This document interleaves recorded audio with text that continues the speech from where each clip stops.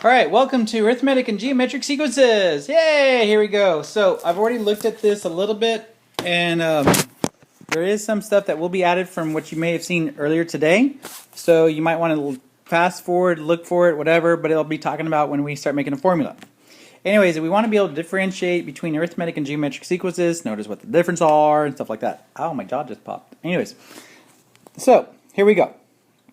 Here we go. And again, if you need to pause, do anything like that, I'll pause when you need to. So what is an arithmetic sequence? It's a series of numbers with a common difference. Oh, a common difference. We have something in common. Yay! For example, 2, 7, 12, and 17. If you notice, they're going up by 5, so the common difference there is plus 5, or positive 5. Geometric sequence, a series of numbers with a common ratio. What is a ratio? Okay, what that means is what are they multiplied by? 2, 4, 8, 16, 32 being multiplied by 2. So there's your common ratio is 2. Notice that we use a D for difference and a R for ratio. Oh, you don't say. Well, there you go. All right, anyways. Oopsie, there we go. I wanted that. Okay, so let's look at this.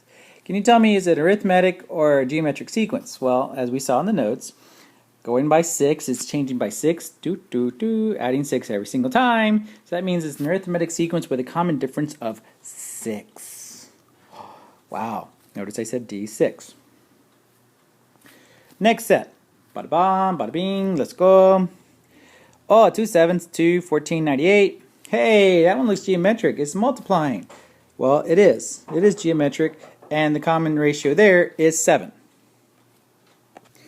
Okay, so the common ratio here was 7, multiplying by 7, there you go. What about this one? Sir, look at this. 120, 60, 30, 15. Well, it's not going down by the same amount because from 120 to 60 is 60, 60 to 30 is 30, so that's different. So then I start trying to divide. And look, really again, remember folks, I know we read from left to right, but work from right to left. So, like 15 minus 30 is negative 15, 30 minus 60 is negative 30. That's not arithmetic. Divide, 15 divided by 30, 1/2. 60 divided by 30, 1/2. 60 divided by 120, 1/2. So guess what? This one is geometric, and they were multiplying by 1/2. Don't think dividing by 2. We don't want to use that. We want to use the 1/2, or you could say, oopsie, 0.5. So there you go. So remember, rethink multiplying. Don't think of it as dividing. Always, even when it's going down, it's rethink of it as multiplying by a fraction. Dividing by 2 is 1/2. Dividing by 3 is 1/3. Dividing by 4 is 1/4. That type of thing. Look, you can have fractions like even 2/3, 3/4, 3/5, anything like that. Those might come up. So that's where the dividing part will be fairly important. Okay, for the next section, I'm going to be doing this, where I'm going to find if it's arithmetic or geometric, designing the common ratio, and then finding the next 3 terms in the sequence. So next example, negative 10, negative 4, 2, 8, 14. What could it be? Guess what? It's going up by 6 again. Really, that was kind of weird. Arithmetic. So that means it's arithmetic with a difference of positive 6, with the next 3 numbers being adding 6. 14 plus 6 is 20. 20 plus 6 is 26. 26 plus 6 is 32. And there you go. Next numbers. What could it be? Again, multiplying by 3. You can see right there it's multiplying by 3. So it's geometric, multiplying by 3. The next 3 numbers would be 81, 243, and 729. Ooh, I'm like good. Anyways, so those should be fairly easy. Now, keep in mind a couple of things. Let me look at something here. Let me kind of fast forward a bit. If you have an example like this, and for some reason you're having trouble seeing the pattern, okay, you read from left to right, but I want you to work from right to left. So like do 21 minus 26. So work from right to left. 21 minus 26, you get negative 5. 26 minus 31, you get negative 5. 31 minus 36, you get negative 5. So guess what? This is an arithmetic sequence because you subtracted, you got the same answer every time, and that means your difference was negative 5. Your common difference was negative 5. Try some other numbers. I don't know why I didn't put dot dot dot on the other example. But anyways, look, Don't do 54 divided by 18. Okay, look, first off, 2 minus 6 is 4, 6 minus 18 is 12, negative 12. So it's not arithmetic. So hopefully it's geometric. So let's do 2 divided by 6 is 1/3. 6 divided by 18 is 1/3. 18 divided by 54 is 1/3. The calculator would give you the same answer for all three, which would be 1/3. So that means this was geometric and the common ratio was 1/3. Fairly simple. Okay, so now this is what would be new, which you're going to cover, say, the next class. Sequence formula.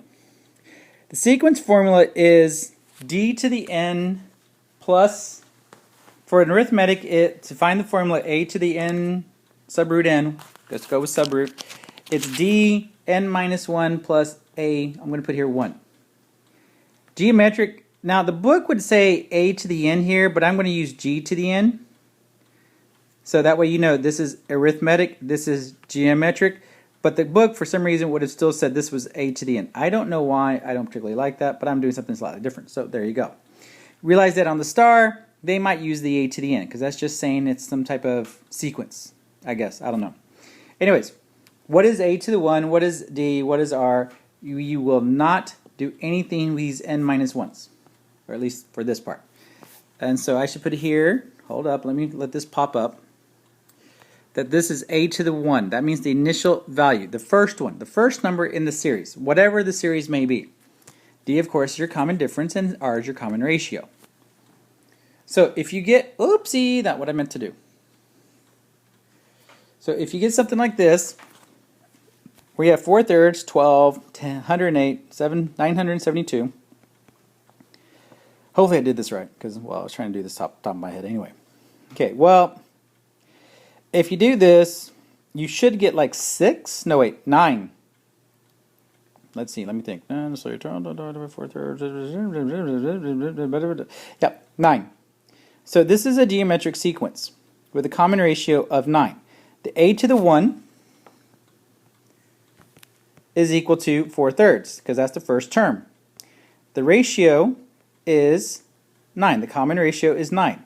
So the formula would be, we're going to say g to the n, a1, so 4/3, times 9 raised to the n minus 1 power. That will not change. There you go. That's it. That's how you get the formula. If it's arithmetic, this one is arithmetic. Arithmetic, you can simplify. So be expected that it will be simplified. So here I can see it's arithmetic, it's going down by 3. The first number, a to the 1, is 17. The common difference is negative 3. So the formula would be a to the n, negative 3, n minus 1 plus 17. I'm going to stop right there real quick. So notice here, there was my d, there's my a to the 1. I think I did it in a slightly different order than here. No, I did it right. I did it the same way. Never mind. But from here, you can go a little further. So with the arithmetic ones, we can simplify. With the geometric ones, we can't. Once you've got this, that's it. You can't go any further. But here, I can simplify. I can distribute. So negative 3 times n is negative 3n. Negative 3 times negative 1 is positive 3. And then I got the plus 17. Then I can combine the two terms, the like terms, the 3 and the 17. So that would be 20. And there's my formula.